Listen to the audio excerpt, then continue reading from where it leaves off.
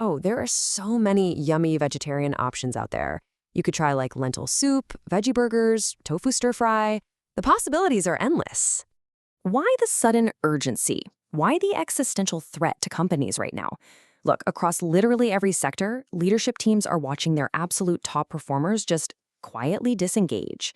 Execution is faltering and operational capacity is eroding right before our eyes. In this explainer, we're going to dig into the true systemic root of this crisis and, more importantly, how to actually diagnose it. Okay, let's dive into this because we're looking at a pretty profound paradox here. Companies are pouring literally billions of dollars into corporate wellness, right? Mindfulness apps, EAP programs, engagement portals, those off-site team building retreats. Yet the crisis is actually accelerating. Why? Well, because burnout isn't usually some sudden event. It's operational strain that's been left completely unmanaged. For years, we've treated burnout as the disease, when it's really just the final visible symptom. The actual cause, that invisible friction draining your workforce day in and day out, is what we call the bandwidth tax. And that brings us to a massive systemic category error. For decades now, organizations have treated operational strain like it's a feelings problem. The old model was completely reactive. You wait for morale to tank, measure the burnout with an annual survey, and then throw a generic wellness initiative at it, like a pizza party or a midday meditation seminar, hoping it makes people feel better. But the strain was never a feelings problem. It was always a systems problem. Those interventions weren't just insufficient. They were the entirely wrong category of tool. The future model demands proactive human infrastructure. We absolutely have to shift from measuring burnout after the damage is done to actively diagnosing the bandwidth tax before it totally collapses a team's capacity. So let's formally define exactly what we're dealing with here. The bandwidth tax is the hidden cost of operational strain on cognitive capacity. It's crucial to understand that this isn't just about stress. It's a highly measurable cognitive deficit. And measuring this tax, well, it's no longer just some optional nice-to-have HR initiative. In an era where you're competing head-to-head against AI, measuring human cognitive capacity is a critical business imperative. And this brilliantly illustrates exactly how that tax is extracted across 4 core systems: money, time, well-being, and environment. Often we treat financial stress, time poverty, emotional load, and physical friction like they're totally separate issues, but they aren't. They all converge on one single, completely finite mechanism, our cognitive bandwidth. Think about it. When an employee is dealing with financial strain, that stress doesn't just quietly stay in their wallet. It actively consumes the exact cognitive capacity they need to do high-value work. Or when their environment is disordered, it naturally produces disordered output. All 4 of these systems drain the exact same internal reservoir of judgment, focus, and complex problem-solving ability. To really grasp the sheer gravity of this, we need to look at the clinical stakes. The cost of this strain isn't just some abstract theory. Landmark peer-reviewed research shows that personal financial strain alone consumes the equivalent of a full night of lost sleep. Let that sink in.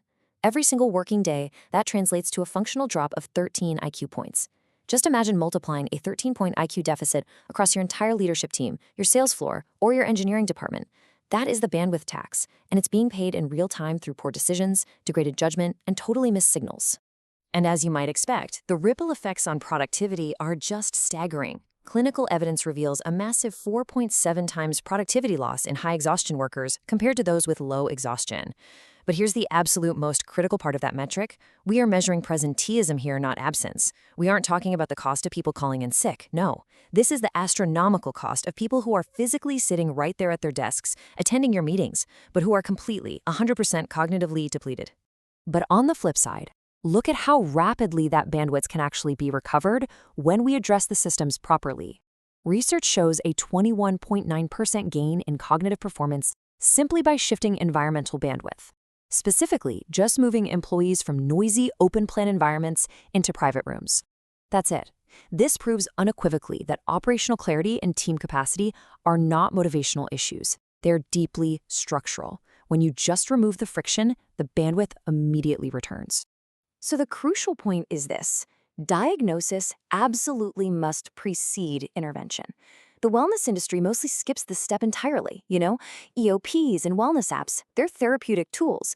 They prescribe coping mechanisms without ever measuring the underlying mechanism of the actual strain. They offer mindfulness for the symptom, but totally ignore the giant leak in the system itself. If you want to build true human infrastructure, you have to measure the cognitive bandwidth first. You have to diagnose exactly where the drain is happening across those 4 core systems before you can ever hope to actually fix it. And this is precisely why a dual value architecture is required to really solve the problem. On one side, we have the Clarity Compass. This is a highly confidential, employee-facing diagnostic instrument. It guides an individual from a state of crisis right into stabilization, helping them pinpoint their own specific strain and build a personal reallocation plan they'll actually stick to. On the other side, we have the Bandwidth Audit Report. The anonymized signals from the compass are aggregated to provide pure organizational intelligence for leadership.